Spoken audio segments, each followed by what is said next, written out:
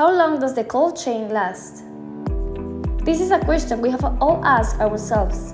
If we start from the moment a manufacturer purchases the harvest, whether directly from the field, a market, or a supply center, how long does the cold chain actually last? The truth is, there is no simple answer. Some might say it depends on your client, the transport distance, and the end consumer, but in reality, many additional factors influence the cold chain's duration. Key factors that affect cold chain duration. Number 1. Product type. Each food and medication has its own specific temperature and preservation requirements. For instance, vaccines are transported under very strict conditions with precise temperature controls. With food, the needs vary greatly.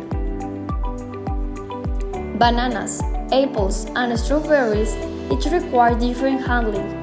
Some need refrigeration, others freezing.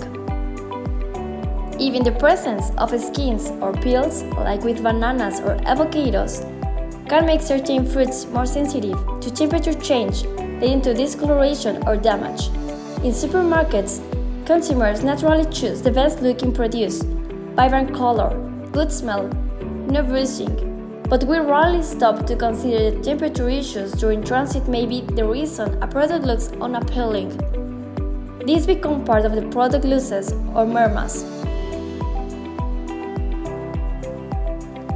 Number 2. Storage temperatures. In general, lower temperatures increase shelf life, but this is not always true. For certain items, too low a temperature can cause damage. It's critical to understand what each product actually needs in order to stay fresh and effective. Number 3. Packing. Good packing can help extend the cold chain by protecting the product from temperature fluctuations. You should work closely with packing suppliers to ensure you're using the right materials for each product type. Number 4. Transport conditions. Transport is influenced by multiple external factors: climate and ambient temperatures, duration of the journey, weather change during transit. All of these play a role in how long the cold chain remains intact. Number 5. Handling. Proper, efficient handling by trained staff is crucial. Quick, careful movement of goods reduces the risk of temperature exposure and helps maintain cold chain integrity. So how long does the cold chain last? There is no universal answer. The cold chain should be maintained until the product reaches the consumer or is used. It's vital to follow the manufacturer's guidelines as they conduct tests and research based on the specific packing and product composition. For example, one milk brand may recommend storing fresh milk at 3 Celsius degrees because their packing supports it. Another brand may require different conditions, even if the product is still milk, because its packing materials or processing methods different. You cannot assume that similar products can be treated the same without manufacturer verification. Maybe different products can contain different additives or preservatives, and thus one manufacturer may require storage at 0 Celsius degree or 2 Celsius degree, while another recommends 3 Celsius degree. That's why we must never assume that the same type of product from different clients requires the same conditions. It's crucial to first listen carefully, understand the requirements and how the needs of each client and each product. The impact of cold chain breaks. A break in the cold chain can lead to product deterioration and risk the consumer health, which we have emphasized repeatedly. It's not acceptable to say, "It's fine, just accept it," because it's not fine. This situation can have serious consequences, especially when health is a risk.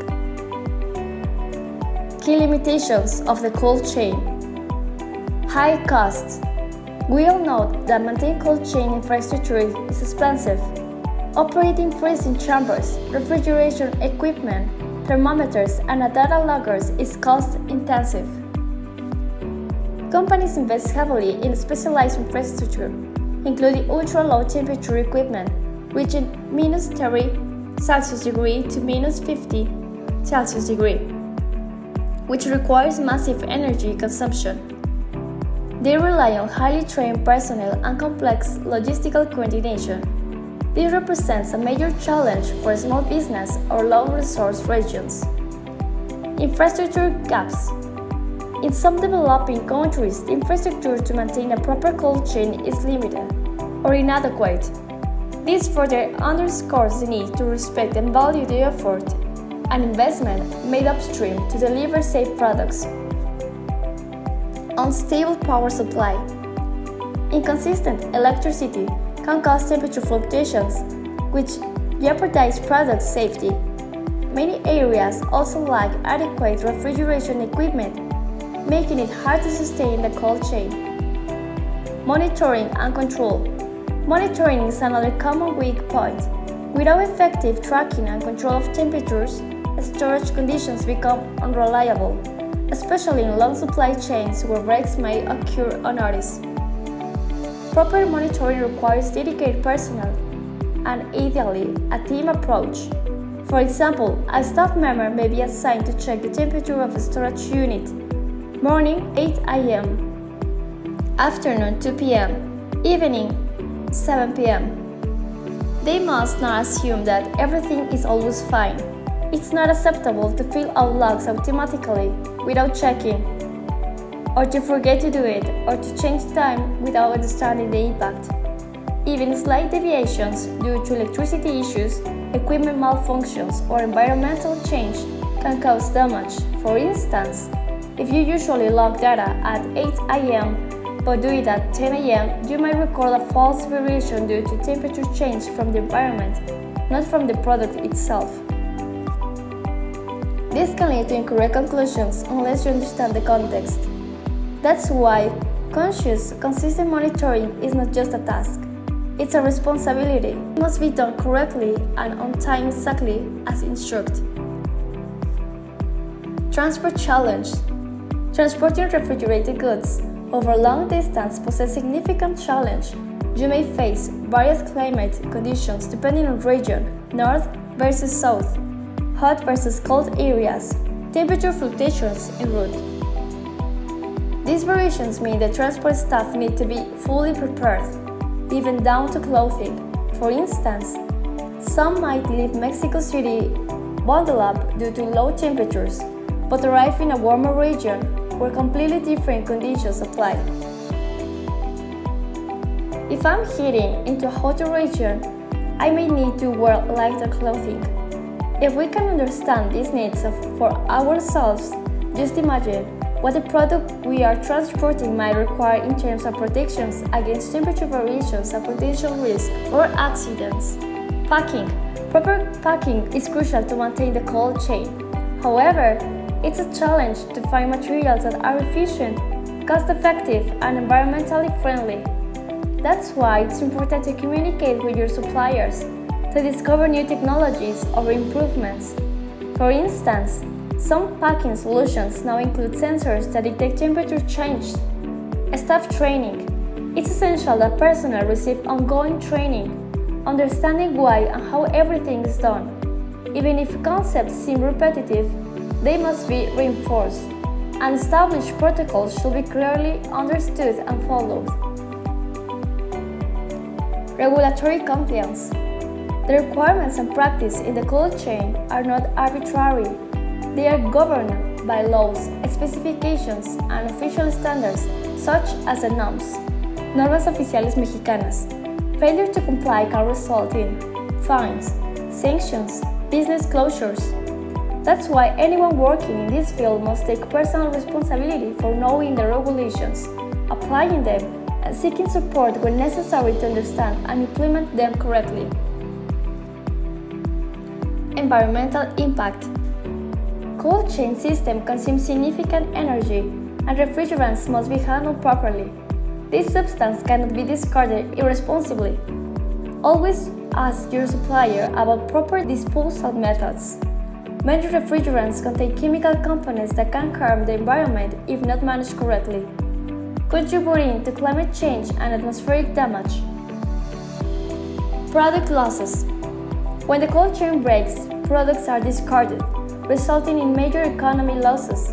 Companies cannot afford to take risks, compromise goods, Even if the break can last only 3 to 5 hours, microbial growth can occur quickly, especially if poor handling or environmental conditions are involved. For example, unclean trucks or chambers. No matter how minor it seems, if a deviation is found in the logs or storage conditions, the product may be rejected to protect public health and avoid consumer risk. Consumer trust. Once lost, consumer confidence is difficult to regain. Complaints now spread through social media, turning small issues into public controversies, which can damage brand reputations and sales. Continuous improvement. Despite this challenge, it's essential to continue improving the cold chain. This means daily attention to quality, safety, compliance. Through a combination of technology, innovation, and best practice, we can overcome limitations and deliver safe, high-quality food and medicine.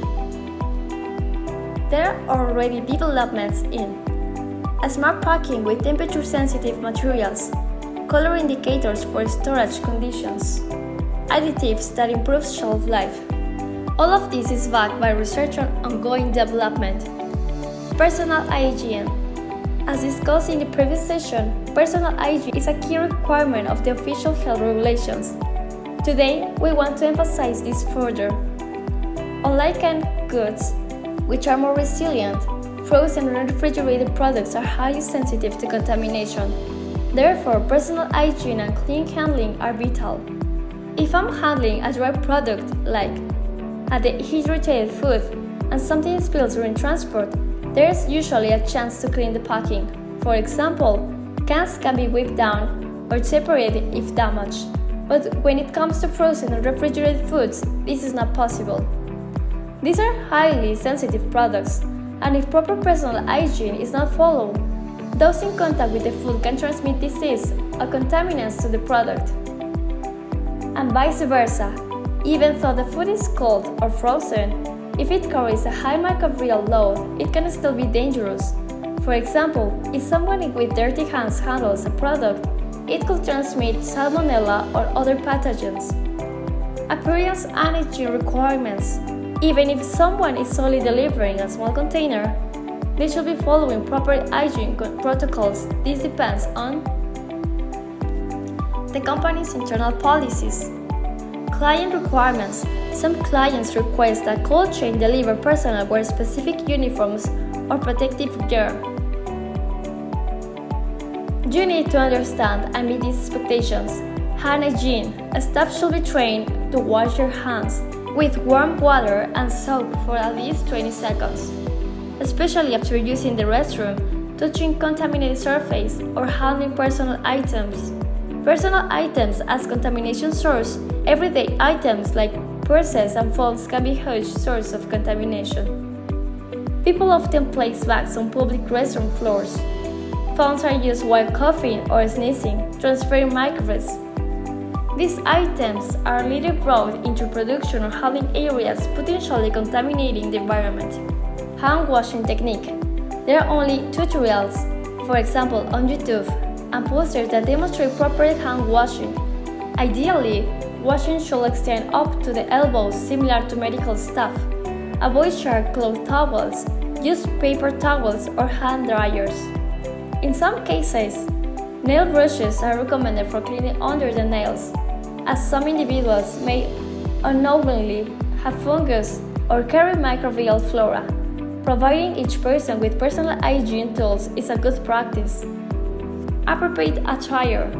You, as a transport company, might provide lab coats, overalls, clean uniforms, but if your client requested, you may also need hairnets, caps, bird guards, protective sleeves.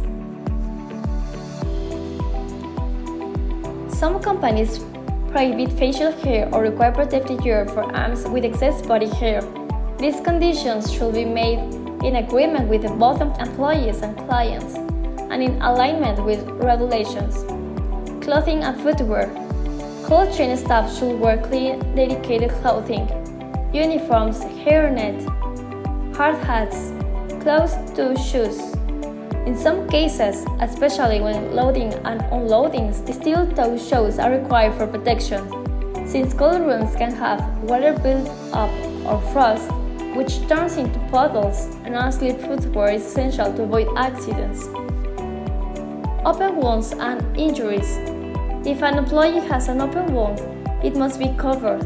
An uncovered wound can contaminate food, be infected by the environment. This risk is bidirectional.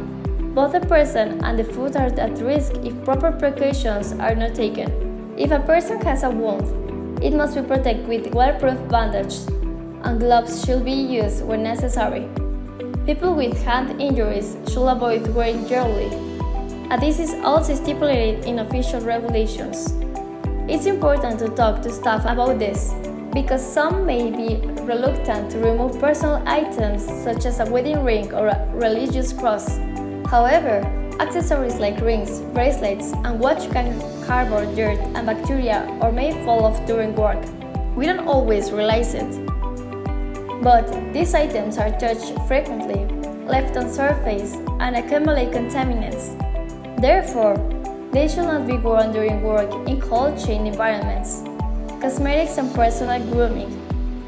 Makeup and perfumes should not be worn, as cosmetic products can contaminate food and medications. Long fingernails are not recommended. Nails should be kept short and clean. Avoid touching the face, hair, or eyes, as these areas can carry bacteria due to street and environmental exposure. If someone touches their face and then handles products without washing their hands, they may contaminate food or medicine. Gloves. If gloves are worn, they must be clean, undamaged, used correctly, and changed as needed. Some companies, particularly in the transport sector, place strong emphasis on the appearance and hygiene of their personnel, because transport staff interact with both clients and distributors. They are constantly being evaluated, even if silently. Clients may be assessing uniform cleanliness, proper tool handling, whether gloves are used, hygiene practice like hand washing and disinfecting. Even small behaviors such as chewing gum, touching materials without gloves, or not using sanitizer can be noted by the client and may affect the internal evaluations of your service. Disinfection and professionalism. It is highly evaluated when transport personnel take initiative. Washing hands before and after handling goods, wearing a clean and appropriate uniform, disinfecting surface when necessary, handling spills properly. These actions are noticed and appreciated. Clients often rate providers based on such behaviors, even if they don't mention it directly. Hygiene standards and regulations. Hygiene is a legal requirement under sanitary regulations. It's also expected by clients and recipients of goods. Even if the receiving party doesn't follow strict hygiene rules, that does not excuse for hygiene on your end. Your company must always comply. End of shift practice.